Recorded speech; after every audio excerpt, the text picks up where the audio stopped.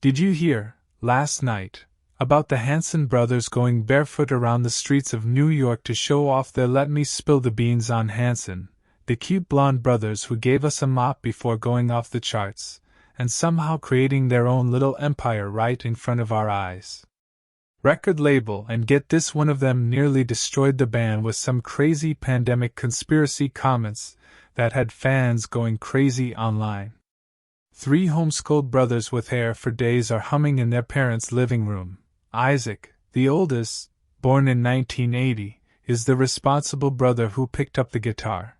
Taylor, born in 1983, is the middle brother with those dreamy eyes who instantly became the heartthrob. Don't act like you didn't have his poster on your wall. Then there's baby Zach, born in 1985, who was seriously drumming by the age of 7, like, "What am I doing at 7? I'm eating dirt." Their big break came in 1997, and that song was played everywhere. The amusing thing is that, despite the fact that Taylor Middle of Nowhere sells 10 million copies worldwide, everyone is booping along to this seemingly silly song that actually has deep lyrics about friendship and time passing. We weren't paying much attention because we were too busy figuring out whether the middle one was a girl or a boy. Sorry, but these Oklahoma kids are suddenly living the dream world. Tiger Beat covers the works, and they were like the anti-boy band, writing their own songs, playing instruments, and staying extremely clean-cut, so parents everywhere were thinking, "Yes, these are appropriate celebrity crushes for my child, not just that they get 3 Grammy Award nominations. Life was good for them, or wasn't it?" But the friend behind those innocent smiles, Drama Mercury Records, was like, "Dance puppets dance." They were trying to record more commercial pop for their second album, but the brothers didn't like it. Then, the label merged with Island Def Jam, and suddenly Hanson was lost in the shuffle. Their second album, this time, received literally 0 promotion, even though critics actually loved it. The drama hit Defcon 1 during their third album, and they were so angry that they made a whole documentary called Strong Enough to Break about the label mess. And then, they organized this barefoot walk through New York City with their fans as a protest. Taylor later revealed, "They basically told us our career was over if we didn't listen to them. We were barely in our 20s, and these old executives were threatening to shelf us forever." According to insiders, Taylor was essentially the group's Beyoncé, taking center stage and making business calls, and Isaac was reportedly not thrilled about it. By 2003, they said goodbye to their label and founded their own company, 3CG Records. Nobody was doing that back then, but their fans blessed their devoted hearts and stuck with them through it all. Traditional issues with the oldest child, am I correct? Zach straight up acknowledged in 2017. "There were definitely moments where we almost didn't make it as a band. 3 brothers working together for decades, you're going to have blow-ups. I mean, I can barely share a bathroom with my sister without a fight breaking out, so I get it." When Taylor suffered a potentially fatal blood clot in 2003 due to a bacterial infection, they had to postpone their tours, and everyone was speculating that Hanson was over. But wait, there's more. Did you know that they have 4 younger siblings and that their father had a previous marriage with even more children? The Hanson family tree looks like something from Game of Thrones, I promise.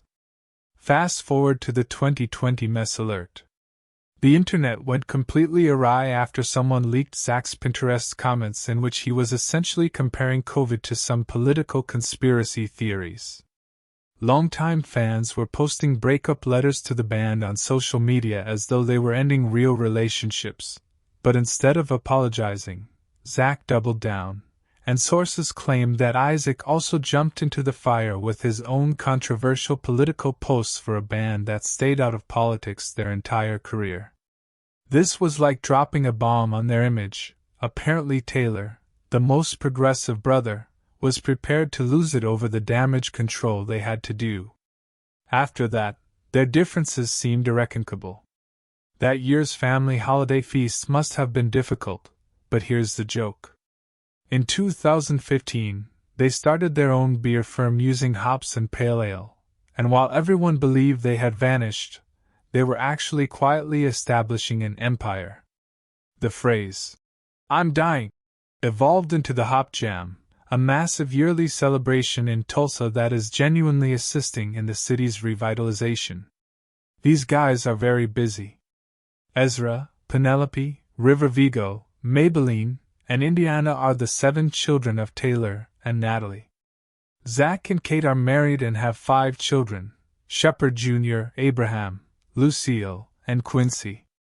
Isaac has 3: Everett, Monroe, and Odette. That's 15 little Hansons running around. Can you imagine the family reunions? They probably need to rent out a stadium. So where are our boys in 2025? Despite all the drama, they still have this ride or die fan base. Each brother is worth about $20 million now, mostly from their business ventures, not those sweet mbop royalties. They're still making music independently. Their recent album Red, Green, Blue had each brother producing their own third of it. They just wrapped up a world tour late last year too. Taylor's been moonlighting in the supergroup called Tinted Windows with members from Smashing Pumpkins and Cheap Trick. Isaac is basically a brewery boss now, and Zach's still their controversy, and all helping shape their sound. Word is they're filming a documentary about their crazy journey and planning this massive 30th anniversary tour for 2027. Can you believe it's been almost 30 years since Mbop? We're so old, I mean. You've got to respect the hustle. These guys went from teen heartthrobs to label disasters to indie pioneers, all while keeping the band together through family drama that would make the Kardashians take notes. So next time Mbop comes on at 90s Night, and you're singing along like your life depends on it, just remember there's enough drama, rebellion, and tea behind that song to fill a Netflix series, and honestly I'd binge watch the hell out of. Thank you for taking the time to watch the video. If you find this content interesting, don't forget to like, subscribe to the channel, and turn on the notification bell so you don't miss the latest updates. See you in the next video.